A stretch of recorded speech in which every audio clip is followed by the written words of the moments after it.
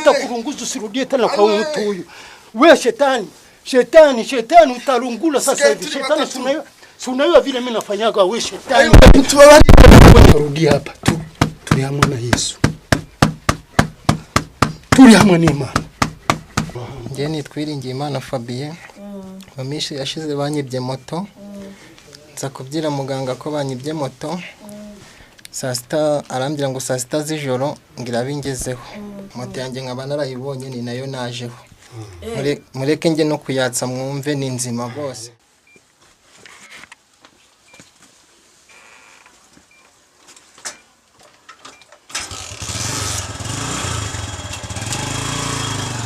Twashobora kuvugana ari igiswahili ndacyumva, ari igifaransa ndacyumva, ari iringara ndaryumva, ari icyongereza ndaryumva. Gasaro TV. Dukomeza kubashimira abamaze gukora subscribe, share, comment nkuko mubizi tubageza inkuru zitandukanye zo hirya no hino. Uyu munsi twafitiye inkuru idasanzwe y'umuganga gakondo uvura indwara zitandukanye, uvura indwara zose. Tukaba twaravuganye nawe araturangira, ariko akaba ataratubwira ukeshe neza. Tukaba turi mu gace neza turangiyemo, ariko ndi kubona twarangisha ku buryo tugera kuri uwo muganga neza ahakorera. Yandi kubona umuntu imbere yanjye, reka murangishe.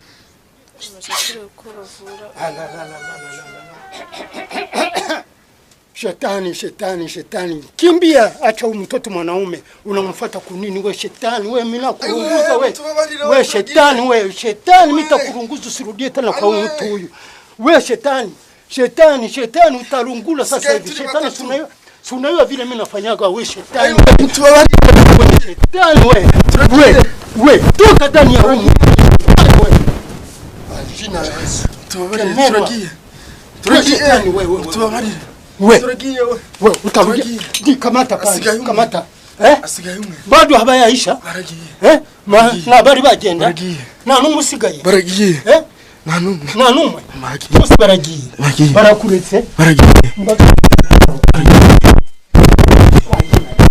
Kwa dukoresha na Biblia. Mereza Biblia aho ngaho. Zana vuba. Wewe shetani ukarudia hapa tu. Turi hamwe na Yesu. Turi hamwe n'Imana. Haguruka wicare. Fasha. Icara aho ngaho. Wabonye buriya byari byaramufashe byaramurenze byari 12 ariko byose ndabitwitse bimuvuyemo.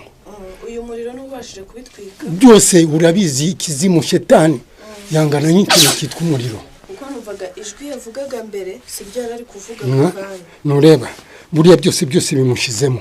Mbere ngitangira byari byitangiye kwanga, ariko mu gihe babonye ubushobozi bwanjye bigenda bigiyemo kimwe. None yara hasigaye kimwe kinini gikomeye. None nacyo kimuvuyemo wenyine abyivugiye ko kimuvuyemo. akomeze nk'urushye. Ararushye buriya no kubera yuko biramurekuye kandi byari ari byo bimufitemo imbaraga. Ubu noneho yabasha kuvuga umuriro. Ubu yabasha kuvuga nta kibazo. Urumva noneho umeze ute bitandukanye no kwiyongeza? Ndumva ubu ngubu nta kibazo mfite. Mbere se wumvaga umeze ute mu busanzwe? Mbere nabaga nicaye ariko simenye ngo ndi heto. Ukajya uhora mvura ahantu utazi. Ubu uri kumva uri kubona ahantu turi ubu ngubu. Mwese ndi kubabona. Ubu ngubu nta kibazo. Ndikumva nta kibazo kabisa. Umeze neza. Wumvise rero ukuntu umwana yaje ameze ntabwo ariko akimeze. Ubu ngubu ngewe iyo ndi kuvura iyo ndi kuvura ntabwo ngewe nk'ubu ngubu muha igihe agomba kuzishyurira. Muri kumva hari buriya ahangaha. Wumvise mukobwa? Wumvise musaza wawe yarameze nabi cyane, byari byaramugize ukuntu yarameze byose bimuvuyemo.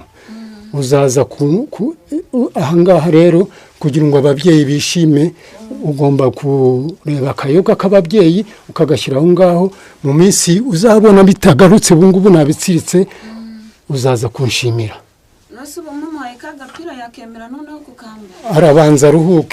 arabanza aruhuke umubiri we ntabwo wari wakomeye iyo mwamuhaga imyenda none ntabwo yayambaraga yari yabijugunya n'ikabutura yashakaga gukuramo niyo mpamvu tubona yabaye gutya aratambuka mfite ahantu nk'aba ngaba barushye bicara bakabanza bakicara niyo nzoga nkwereka uko tubikora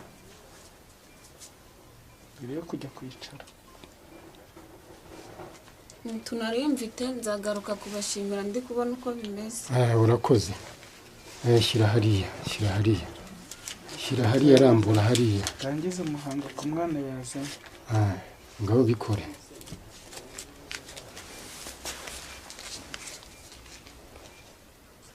mwabonye buriya rero ariya mafaranga iriya nzoga ni inzoga y'ababyeyi baba bamaye uburenganzira bwo kugira ngo gire naho ubundi bwo ntabwo nca amafaranga buriya azagaruka kugira gute kunshimira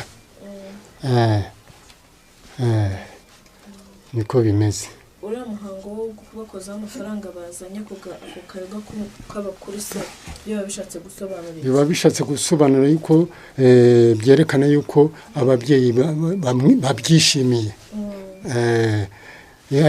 azana 5 azana 2 azana ayafite yose ntabwo mvuga igiciro agaruka kunshimira nyuma oya abazaza kunshimira nyuma yabonye imirimo wamukoreye n'ihinduka ryo mu mubiri w'umuntu we cyangwa nawe ibyo wamuvuye aza gushimira nyuma kwanye n'uburyo ki bya bintu byakira yego weho haguruka turebe yuko ufite imbaraga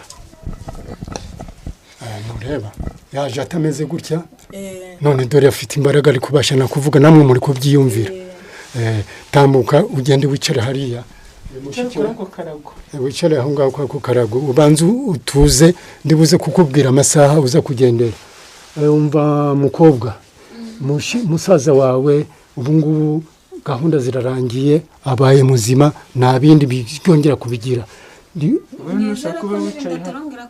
nta bindi buri arakize cyangwa ube wicaye aho ngaho cyangwa agenda wicare hanze ngiye kwakira abandi hariho n'abandi baje hariho abandi nyaki bakira murakoze cyane no kuza kunsura murakoze cyane murakoze cyane abo twageze ni amahoro karibu turebe bikurikiraho mwicare hariya karibu mwicare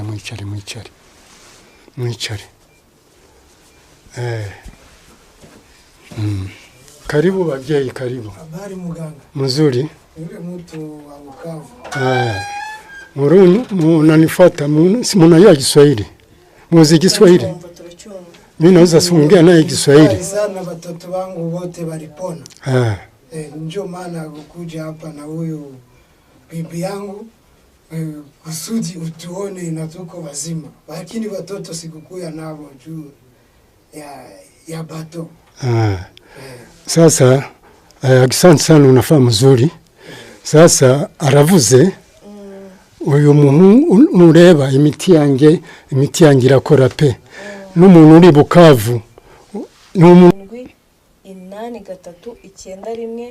83991 yego yuko iyi nomero zose ari hehe ari mu mahanga hose bagomba kuzigira ari umunyamahanga ari Kinshasa atazi Ikinyarwanda yanshakira twashobora kuvugana ari Igiswahili ndacyumva ari Igifaransa ndacyumva ari Lingala ndaryumva ari Icyongereza ndaryumva ari muri Amerika ashatse kunshaka nawe yanshakira ku iyo nomero kandi ikindi nakongeraho ari Kinshasa atabasha kuza yakohereza ifoto n'amazina yari Kinshasa akayohereza kwi nomero nkaba namufasha ndi hano mu Rwanda ari Kinshasa cyangwa ari muri Amerika yanshakira kwi nomero tukavugana akaba yakohereza ifoto ye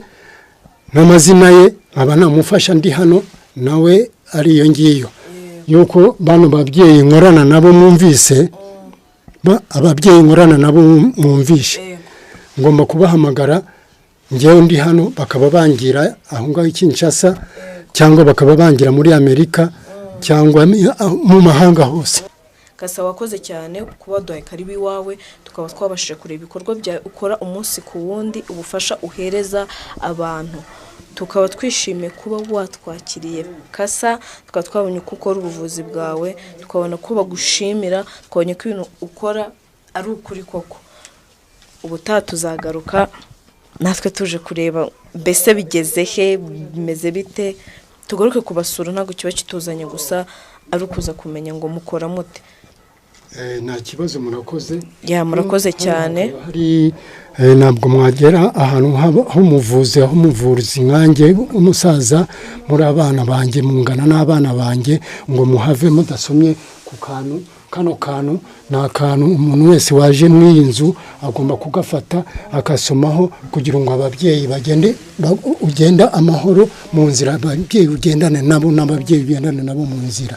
Ugomba gushyira ku munwa ukasomaho ababyeyi bagasigara bishimye.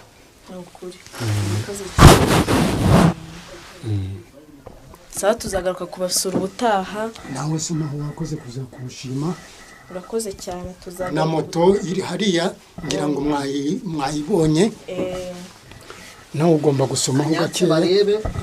Nawe uva mu nzu adafashe kwa kakanuza kababyeyi. Murakoze cyane. Imana yubaha umugisha.